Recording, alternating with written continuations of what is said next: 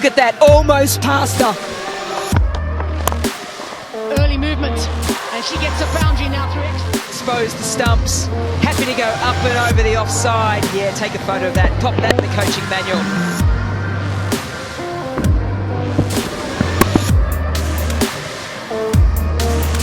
I want to welcome Laura Wolvaardt to our huddle today. Boys and girls that don't know Laura, she is a Proteas cricketer for our national ladies team. Yeah. And Laura has achieved quite a bit, and she's only 21 years old. Ms. Hindels also told me that I needed to make mention as well that I've had the privilege of coaching Laura in my teams from grades 1 to 6. So I've been very privileged to watch her develop in her game, and so pleased to see that she's gone on to achieve national colors. So Laura, well done. Thank you. Looking back to 2016, so 2016, Laura makes her debut for the Proteas ladies team against England, who are one of the more challenging teams to play against in the world. She scores a 50 in a second ODI game, a second game against England.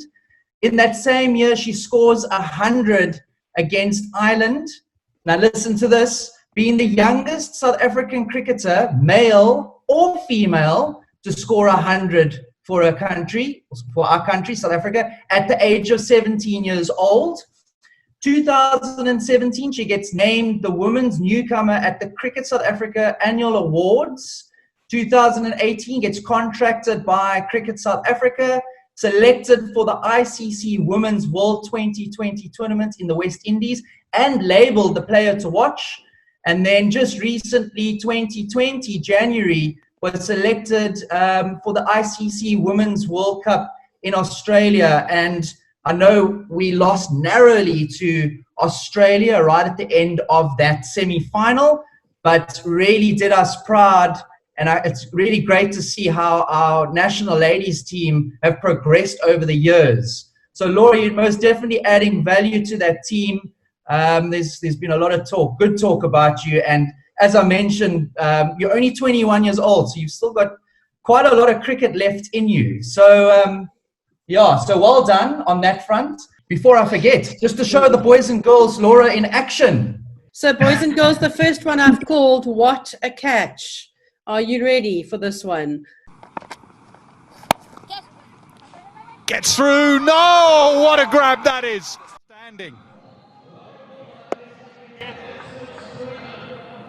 Look at that, almost past her. Anything there, sir? Amazing. Absolutely amazing. Laura, how did that feel when you caught that ball? Oh, it was amazing. It's just one of those that just stick. You kind of just throw your hand out, and it's probably like a 1 in 10 chance you'll catch it. So when you catch them, it always feels really cool. I'm sure. And then the next one is showing your batting prowess. So here we go. Early movement, and she gets a boundary now through extra cover. Exposed the stumps, happy to go up and over the offside. Yeah, take a photo of that, pop that in the coaching manual.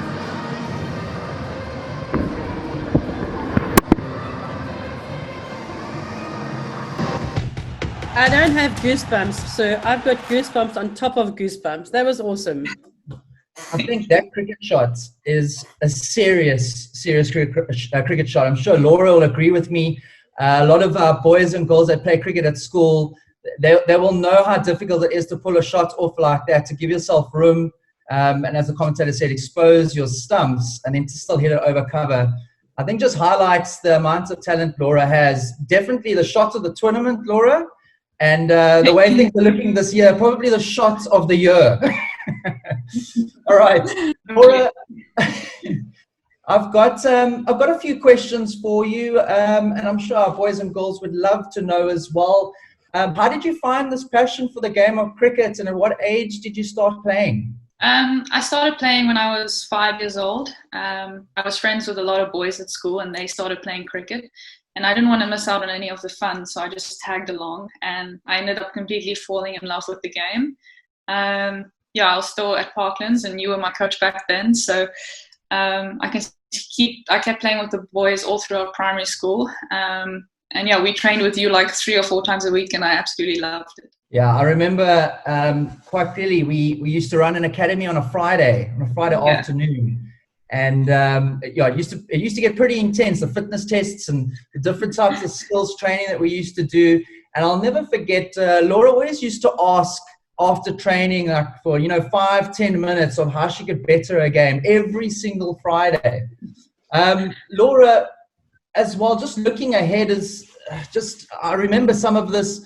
You also made the Western Province Under-19 ladies team at the age of 11, and then the Western Province senior ladies team at the age of 13. Very, very young. Being so young, I look at this as like a make or break moment. How did you learn in this time, or what did you learn in this time about your cricket, and how did it help make you, or did it make you mature and the talented cricketer that you are today?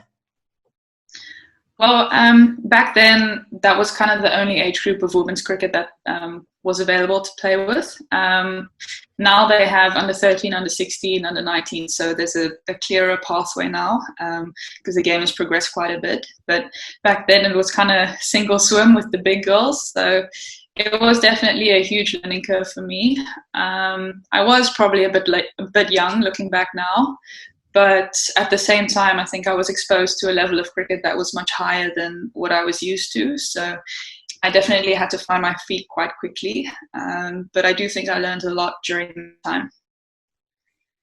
Quite amazing. It's just another question I wanted to ask. I know when you left the prep school, going to the high school, you did play a little bit, I think, at high school level. At what stage did you break off completely from the boys' teams? Probably grade 7 or 8. I think once I found the Western Province team, that was kind of really where I belonged. So I just enjoyed that a lot more, playing with the ladies, and it became more competitive, and we had more tournaments, and it became quite busy. So yeah, I stopped playing for the boys at about 13, 14. Okay. All right.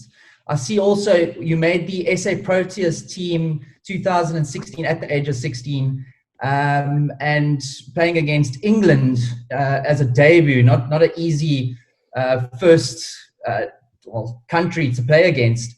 How did you cope with the pressure of playing against the world's best, the media, and still being at school? Well, I think obviously I was very, very nervous. My feet didn't really move properly for my first few balls, I remember. But at the same time, because I was so young, I had no idea who they were or who the players were. They were just bowlers, and I was just batting. I had no idea that the lady that was bowling to me was actually Catherine Brunt, and she was like the #1 bowler in the world. I had no idea. I was just there for fun. So I think it was a good thing. I played because I purely enjoyed it, and I think that's still what's so important for me today, is that I just enjoy batting so much, and it's really my favorite thing to do. Unbelievable, because you scored 50 in your very second game, which is unbelievable at your age. Laura, you're also an academic. You've got 7 distinctions in matric. You also got a dream of becoming a doctor one day. How did you manage to keep focused at school with such top marks while playing cricket at top level? Well, school was always my priority. That was my main goal. The thing I was focused, the most on was my schoolwork. Cricket was just kind of on the side for fun, my hobby. So until matric, all I wanted to do was get into med school and become a doctor. And that was, I worked really, really hard towards that. And then I finally did get into med school straight out of high school. And then my cricket also got quite serious. So I ended up taking 2 gap years playing cricket, and they held my spot for me at Stellenbosch Medical School. But they obviously can't hold it any longer than 2 years, so I had to turn it down. So now I'm studying through UNISA, a BSc, which is more manageable with my cricket now. But it was a very tough choice to make, especially because that had been what I'd been working towards for so long. I'm very happy playing cricket now. Doing what you love. Unbelievable. But managing to fit it all in is quite incredible. Tell me, we've obviously had a bit of a setback with lockdown and all of that. As sports people, this time can really get us down, but we obviously can't use it as an excuse. We've got to keep training. How have you been keeping fit during the lockdown and staying cricket focused? It has been a bit difficult, but what I've done is I've kind of made myself a routine. So every morning I exercise, and then in the afternoons I study and do my university work.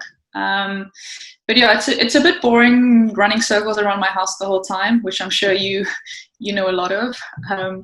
But yeah, I've just been trying to mix it up with different programs and different gym work, and have a ball on a string that I've been practicing my batting with, and doing some reaction catches against the wall. But yeah, I can try and stay fit as much as I can during this time. Is kind of all I can do. And hopefully we can get back into sports sometime soon. It's not going to happen next month or the month after, but sometime soon. So we can hit some balls in the nets, I'm sure. Tell me, Laura, what advice would you have for boys and girls who would like to pursue like a career in international sport, or just to play professionally one day? Well, I think what's most important for me still is my love for the game, and that I really enjoy it. I think with our schedule now, it gets pretty hectic. We often have tours that are 2 or 3 months long, and the schedule is quite demanding. You're training, gymming, travel, training, gymming, traveling. So it gets a bit, repetitive after a while. And if you don't really love it, then I guess you can become quite over it quite quickly. So just enjoying every single practice session, and enjoy getting better, and enjoying the struggles that I have in the nets and trying to learn something new. I think just enjoying the whole process has been really important for me, and really keeping that fun element in my game. Great. Thank you, Laura.